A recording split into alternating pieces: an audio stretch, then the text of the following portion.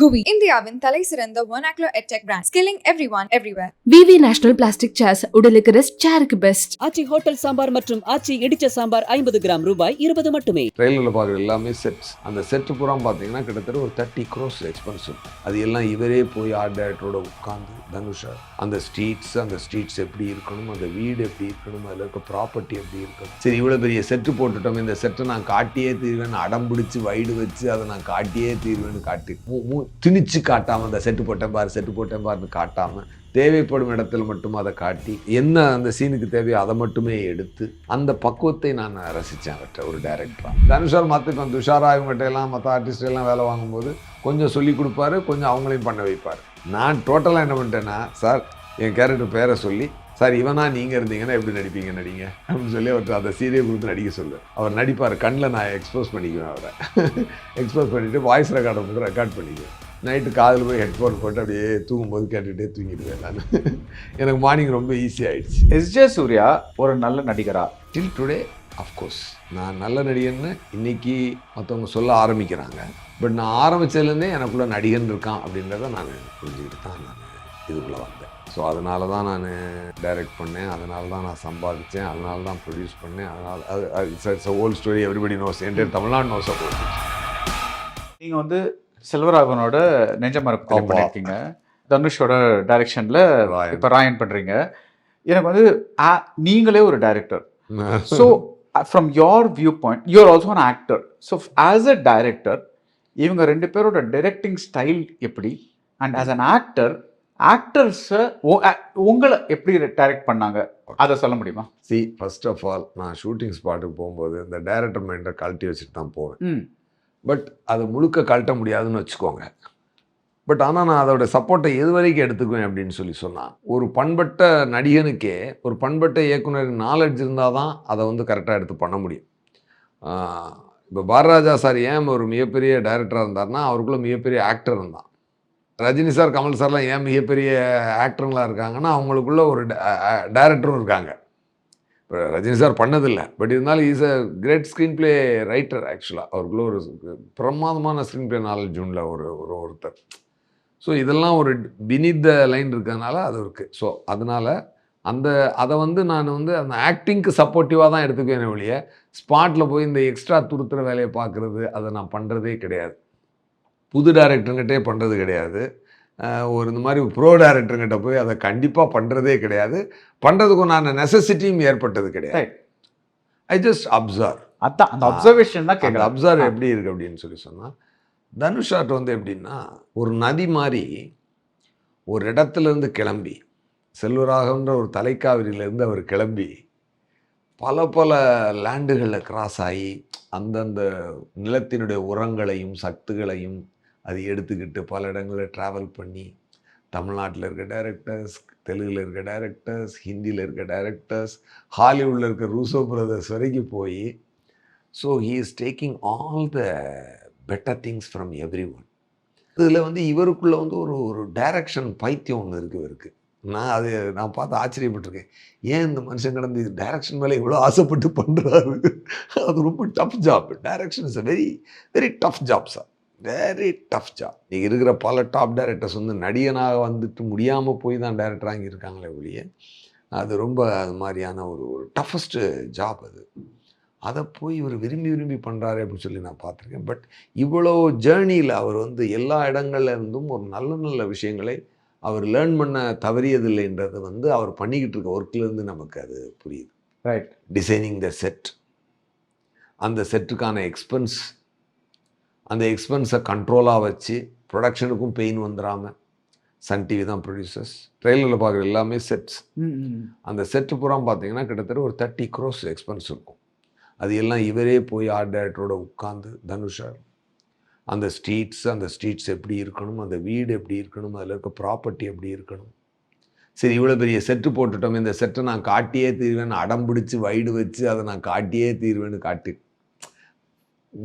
திணிச்சு காட்டாமல், அந்த செட்டு போட்டேன் பாருன்னு காட்டாமல் தேவைப்படும் இடத்துல மட்டும் அதை காட்டி அதை ரொம்ப அருமையான இடத்துல அதை அவ்வளோத்தையும் எஸ்டாப்ளிஷ் பண்ணி கொண்டு வந்திருக்காரு அவர். அதை அவர் பண்ணுறாரு. அதை காட்டி என்ன அந்த சீனுக்கு தேவையோ அதை மட்டுமே எடுத்து அந்த இப்போ உண்மையாகவே ராயபுரத்தில் போய் ஷூட் பண்ணால் நம்ம வேணும்னே வைடு வச்சு அதெல்லாம் காட்டிகிட்டு இருக்க மாட்டோம். அப்படி அது என்ன தேவையோ அதை மட்டுமே எடுத்து அந்த பக்குவத்தை நான் ரசித்தேன் அவர்கிட்ட ஒரு டைரக்டராக. அதாவது நான் வந்து அமேஸ் பண்ணேன். இந்த இடத்துல மேபி நானே இருந்திருந்தா கூட இப்போ செட்டு போட்டாச்சுப்பா அது ஒரு ஷார்ட் வச்சு காட்டு அப்படின்ற ஒரு எண்ணம் வந்திருக்கலாம்.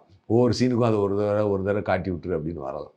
அப்படி பண்ணாமல் அவர் அது ஒரு நேர்த்தியாக பண்ணார். அது அவருடைய அந்த தொழில் நேர்த்தி அவருடைய ஜேர்னி, அந்த ஜேர்னியில் இருக்க எக்ஸ்பீரியன்ஸ் அது காட்டுச்சு.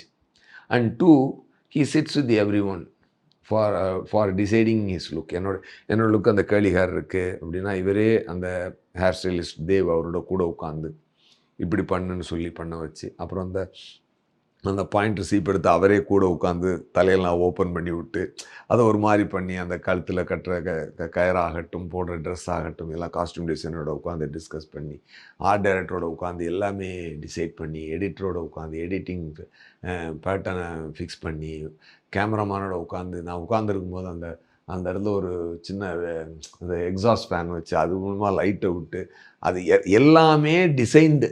அது எதுவுமே ஸ்பாட்டில் போய் இயல்பாக நடந்தது கிடையாது. Everything is driven. அவ்வளோ ஃபோக்கஸ்டாக அவர் பண்ணுறாரு.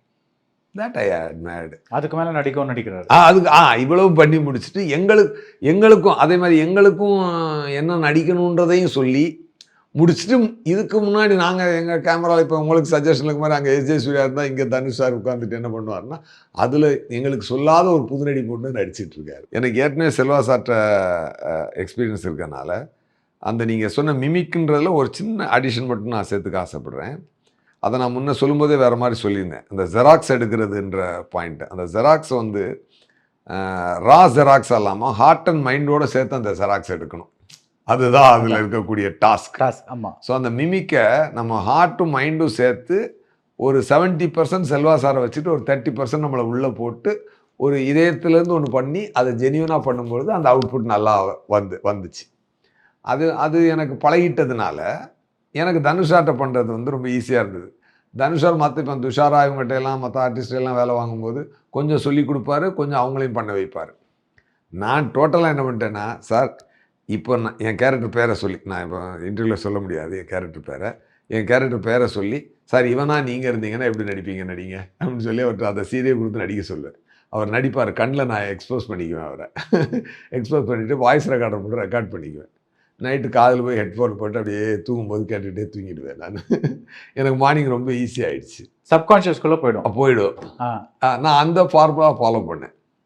So credit goes to director Dhanush. So நீங்கள் நடிச்சிருக்கிறது வந்து தனுஷ் சார் தான். ஓவரால் ஒரு கொஸ்டின் கேட்குறேன்.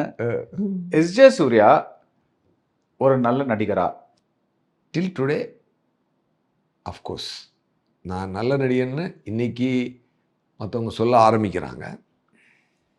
பட் நான் ஆரம்பித்ததுலேருந்தே எனக்குள்ளே நடிகன் இருக்கான் அப்படின்றத நான் புரிஞ்சுக்கிட்டு தான் நான் இதுக்குள்ளே வந்தேன். ஸோ அதனால தான் நான் டைரக்ட் பண்ணேன், அதனால தான் நான் சம்பாதிச்சேன், அதனால தான் ப்ரொடியூஸ் பண்ணேன். அதனால் whole story everybody knows, entire Tamil Nadu nose about it. எனக்கு தெரிஞ்ச அறிவுக்கு நான் நல்ல நடிகன். அது நீங்கள் எப்படி சொல்கிறீங்க? ஃபார் எக்ஸாம்பிள் உங்கள் டெஃபினிஷனில் நல்ல நடிப்புனா என்ன? தட் இஸ் நான் வந்து you see yourself on a monitor or நீங்கள் வந்து ஸ்க்ரீனில் பார்க்குறீங்க ஃபிலிமில். ஸோ நீங்கள் எதை பார்த்து பரவாயில்லப்பா நம்ம நல்லா பண்ணியிருக்கோம் அப்படின்னு ஒன்று வரும்ல? ஒரு இயக்குனர் கதையை சொல்லும்பொழுது, அந்த கான்செப்டை சொல்லும் பொழுது மைண்டில் ஒன்று பல்ப் எரியும்.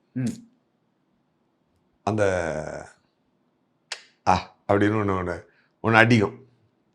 அந்த மொமெண்ட்டை நான் கேப்சர் பண்ணி உள்ள பத்திரமா வச்சுக்குவேன். அந்த பல்ப் வந்து இந்த கேரக்டர் நான் இப்படி பண்ண போகிறேன் அந்த மாதிரியா?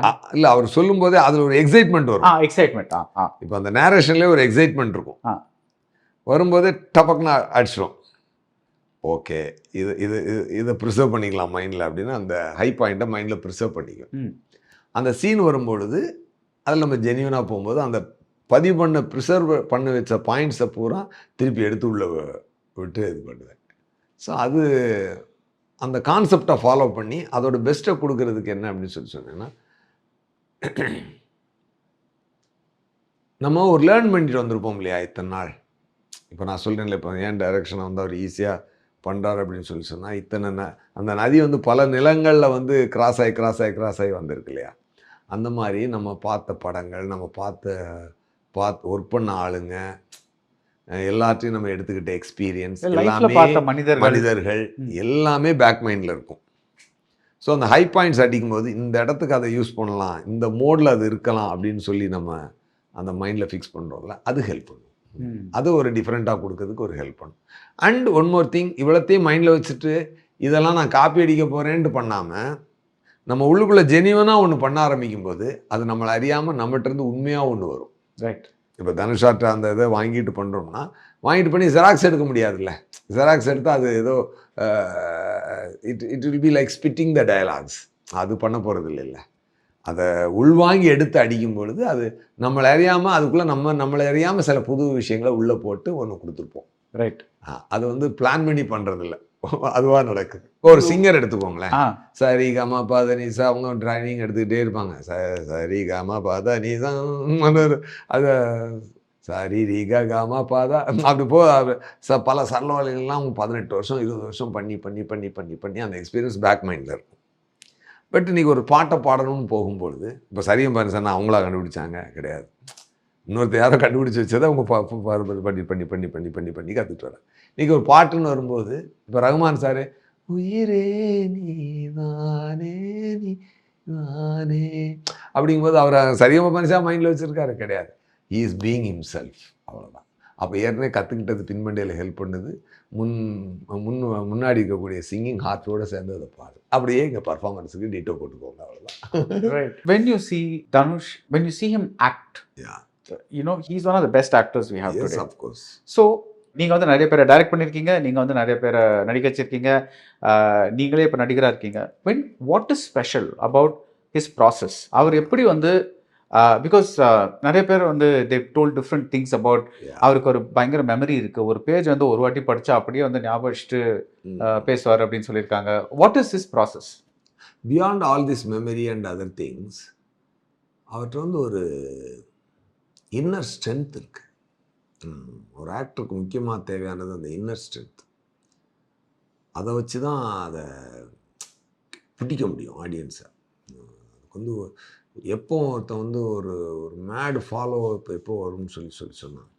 இப்போ நம்ம ஜாக்கி சான் படம் பார்த்து வெளியே வந்தோம்னு வச்சுக்கோங்களேன், இந்த சைக்கிள் எடுக்க வரவன் அடிக்கடி இன்டர்வியூ சொல்லியிருக்கேன், சைக்கிள் எடுக்க வரவன் வந்து இந்த பேரிகேடில் அப்படி ஜம்ப் பண்ணி எடுப்பான் அந்த பர்டிகுலர் மூமெண்ட். ஏன்னா தியேட்டர்லேருந்து வெளியே வந்துட்டான், இன்னும் ஜாக்கி சான் அவன் பாடிக்குள்ளே கொடுத்த எனர்ஜிலேருந்து அவன் இன்னும் வெளியே வரவே இல்லை. ஸோ அந்த மாதிரி ஒரு ஸ்பீட் எனர்ஜியை வந்து அவர் உள்ளே தூக்கி போடுறார் இல்லையா. அந்த மாதிரி இவற்றை வந்து ஒரு பவர்ஃபுல் ஐஸ் வச்சுக்கிட்ட ஒரு ஒரு ஒரு இன்னர் எமோஷனை தூக்கி ஒன்று அடிக்கிறார். அது வந்து it can't be explained, it has to be experience. அது வந்து is for this movie has done that. இவர் கொஞ்சம் முன்னாடி பண்ணியிருக்கார் இல்லையா திருச்சி டெம்பிள், அதில் பார்த்தீங்கன்னா இந்த மோடே இல்லாத வேற ஒரு மோடு பண்ணியிருப்பார். ஒரு நல்ல ஜாலியான ஒரு பையனாக அவர் பண்ணியிருப்பார். அதுக்கு சம்மந்தமே இல்லாத ஒரு கேரக்டராக அந்த ராயனா முன்னாடி வந்து அவர் நிற்கிறார். ஸோ ஒரு ஒரு ஸ்க்ரீனில் திருச்சி டெம்பிளத்தை அவர் கேரக்டரை பார்த்தேன் நான்.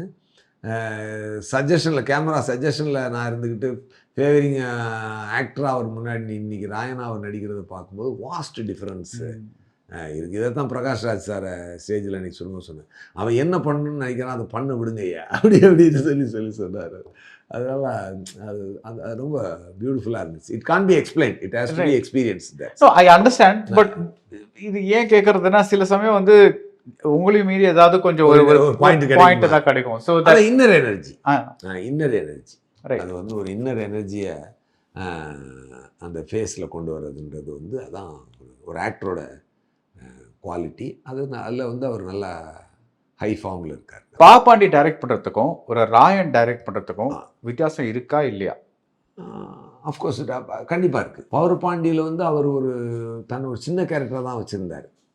It is like cameo. அவர் கேமியோ. அவங்க வந்து முன்னாடி இருக்கிற ஹீரோ யாருன்னா ராஜ்கிரண். இப்போது ஒரு பெரிய டைரக்டரு ரஜினி சாரை வச்சு, விஜய் சாரை வச்சு, அஜித் சாரை வச்சு இப்படி படம் பண்ணால் அதுக்கு வேறு பட்ஜெட். அதே பெரிய டைரக்டர் ஒரு நார்மலாக இருக்கிற ஒரு ஹீரோ வச்சு படம் பண்ணாங்கன்னு வச்சுக்கோங்க, பேர் சொல்ல வேண்டாம், யாரையும் ஹேட் பண்ணிடுது, நார்மலாக ஹீரோ வச்சு படம் பண்ணாங்கன்னா அந்த பிஸ்னஸும் அந்த பட்ஜெட்டோ கொடுக்க மாட்டாங்க. ஸோ தனுஷார் வந்து ராஜகிரண் சாரை வச்சு படம் எடுக்கும்பொழுது ராஜகிரண் சாருடைய முந்தின சக்ஸஸ், தனுஷாருடைய டைரக்டராக அவருடைய முந்தின சக்ஸஸ் தான் கவுண்ட்டுக்கு வரும். ரைட். அவர் ஆக்டராக பண்ண அச்சீவ்மெண்ட் கவுண்ட்டுக்கு வராது. அதனால தான் அதுக்கு பட்ஜெட் அவ்வளவு. இப்போ திருச்சிற்றம்பலம் அப்படின்னு பார்த்தீங்கன்னா இவரும் நிறையா சப்போர்ட் பண்ணியிருக்கார் சாரும். அது அவங்க டீமில் இருக்கவங்களுக்கு தெரியும். அந்த டேரக்டருக்கு ஒரு பெரிய மாரல் சப்போர்ட்டாக இருந்திருக்காரு. டேரக்டரும் போராடி பண்ணியிருக்கார் பாவம், அது நம்ம சொல்லக்கூடாது.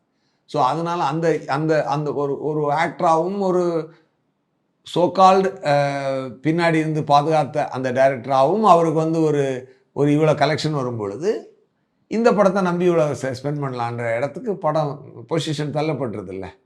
அப்போ ரகுமான் சார் உள்ளே வராரு, அவருக்கு வேண்டிய பட்ஜெட் வருது, இத்தனை ஆர்டிஸ்ட் உள்ளே வராங்க, பிரபுதேவா மாஸ்டர் டான்ஸ் மாஸ்டராக வராரு, you are getting the high class technicians எல்லா இடத்துலையும். ஆமாம், இத்தனை பேர் உள்ளே எப்படி வராங்க, இத்தனை பேர் உள்ளே வரணும்னா அதுக்கு பட்ஜெட் வேணும்ல, எல்லாமே இருக்குல்ல.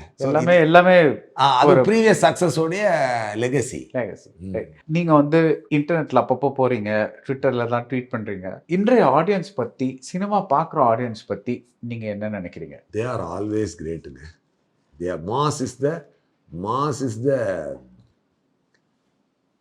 Mass is the god. You know why? இண்டிவிஜுவலாக பார்த்தா அந்த மாஸில் நீங்களும் இருக்கீங்க, நானும் இருக்கேன். Individual power is not a power. Right. Mass power வந்து வேற ஆகும். அந்த மாஸுக்குன்னு வேற பவர் இருக்கு. அது மொத்த குழுமைன்னு ஒன்று இருக்கு பார்த்தீங்களா, அது ஒரு யூனிவர்ஸோட கனெக்ட் மாதிரி. அது ஏதோ ஒரு படம் பார்த்தேன், பழைய படம் ஒன்று சொல்லுவேன், அது இதை கனெக்ட் பண்ணி ஒரு டயலாக் சொல்லிப்பார், நல்லாயிருக்கும், அது மறந்துருச்சு. அதாவது இண்டிவிஜுவல் இது இல்லை, அந்த மாஸுக்கு தான் value. Mass is the power. Mass பிடிக்கிறதுன்னு ஒன்று இருக்குல்ல, அது வந்து எக்ஸ்ட்ராடினரி எனர்ஜி இருந்தால் மட்டும்தான் போய் கனெக்ட் ஆகும். அந்த மாஸில் நீங்களும் இருக்கீங்க, நானும் இருக்கேன், இந்த இவர் இருக்கார் எல்லோரும் இருக்காங்க. பட் இண்டிவிஜுவலாக நீங்கள் தனியாக பார்த்தீங்கன்னா அது கரெக்டு கிடையாது. நீங்கள் அந்த தேட்டருக்குள்ளே போய் உட்காரும்போது நீங்கள் வேற ஆள். இப்போ உங்களே வந்து தனியாக வந்து படம் போட்டு காட்டினா நீங்கள் உங்களால் சரியாக சொல்ல முடியாது. அந்த கூட்டத்தோடு உட்காந்து அந்த படம் பார்க்கும்போது வேற ஒன்று வரும். ரைட். ஸோ இப்போ காஃபி குடிக்கிறத பார்த்துட்டு ஒரு கொஸ்டின் வருது, எஸ்ஜே சூர்யாவுக்கு எப்படி இந்த மாதிரி நான் ஸ்டாப் எனர்ஜி? அதெல்லாம் காஃபினால எல்லாம் வரது இல்லை. நீங்கள் இப்போ ஒரு 8 இன்டர்வியூ பண்ணியிருப்பீங்களா? ஒரு ரூம்லேருந்து இன்னொரு ரூம் போயிட்டு வந்துட்டு இருக்கீங்க, இதுக்கு பண்ணுறீங்க, அப்புறம் நாளைக்கு எங்கேயோ வேற எங்கேயோ போகிறீங்க, அப்புறம் அதுக்கப்புறம் தெலுங்கு படம் பண்ணுறீங்க, சரிபோதா சனிவாரம். நாளைக்கு நான் சண்டிகர் போகிறேன், இவர் விக்னேஸ்வர் சார் படத்துக்கு. ஓகே. அப்புறம் அங்கேருந்து அப்படியே வந்து 26th ராயன் ரிலீஸ் இங்கே வருவேன். வந்துட்டு 27th நைட்டு திருப்பி ஹைதராபாத் போயிடுவேன். சரிபோதா சனிவாரம். அது முடிச்சு அப்படியே கேம் சேஞ்சர் ஷூட்டிங் ஸ்டார்ட் ஆயிடுது. அப்படியே பேரலாக சரிபோதா சனிவாரம் டப்பிங்.